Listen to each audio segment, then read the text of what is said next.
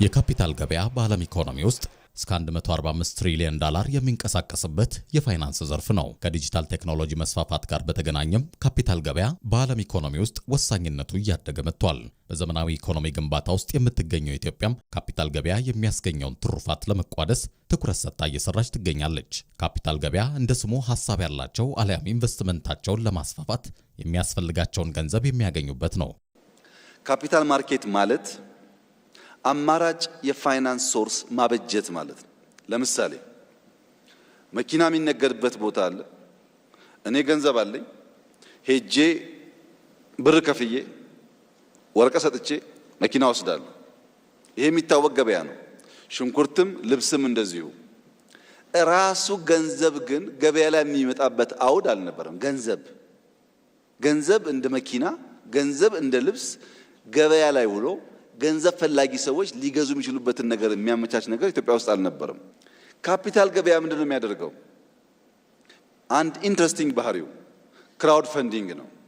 ክራውድ ፈንዲንግ ማለት አንድ ሐሳብ ይዤ ገንዘብ ለመግዛት ስወጣ 10 ብር ያለውም 20 ብር ያለውም 50 ብር ያለውም እዛ አውድ ላይ ገንዘብ ስለሚያስቀምጥ አጎቴና አክስቴን ሳላስቸግር ባጠረ ጊዜ ለኔ ሐሳብ መነሻ ኢንቨስትመንት የሚሆነው 100 ብር አገኛለሁ ማለት ነው።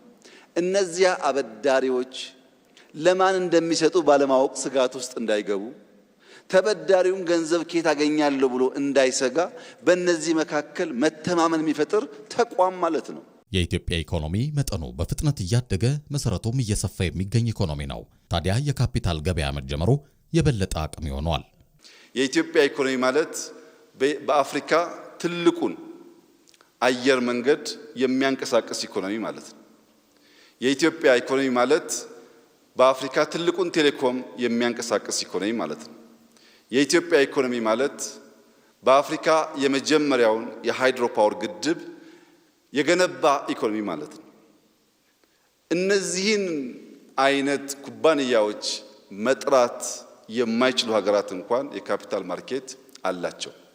ኢትዮጵያውያን ብዙ ጊዜ ሲጀመር አይገባንም፣ ልካችን አይደለም፣ ካለፈ በኋላ ደግሞ የት ከርመን ነው ያመለጠን የሚል ባህሪ እና ባህል ያለን ስለሆነ እንጂ የካፒታል ማርኬት የዛሬ 50-60 ዓመት ኢትዮጵያ ውስጥ በውስን ደረጃ ተጀምሮ የነበረው ይበልጥ ማደግ መስፋት የነበረበትና በእጅጉ ኋላ የቀረንበት እንጂ ዛሬ መጀመራችን ፈጠናችሁ የሚያስብል አይደለም። የካፒታል ገበያ ስርዓት በአንድ ሀገር ከሚፈጠር ሀብት ሁሉም ዜጋ ፍትሃዊ ተጠቃሚ የሚሆንበትን እድል የሚያመቻች ነው። ያለ ስራ የተቀመጡ ገንዘቦች ጥቅም ላይ እንዲውሉ የተሻለ ትርፍ እንዲያስገኙም ያስችላል። እንግዲህ የኢትዮጵያ ካፒታል ገበያ ባለስልጣን ሞቶ የፋይናንስ አካታችነት ለጋራ ብልጽግና ነው።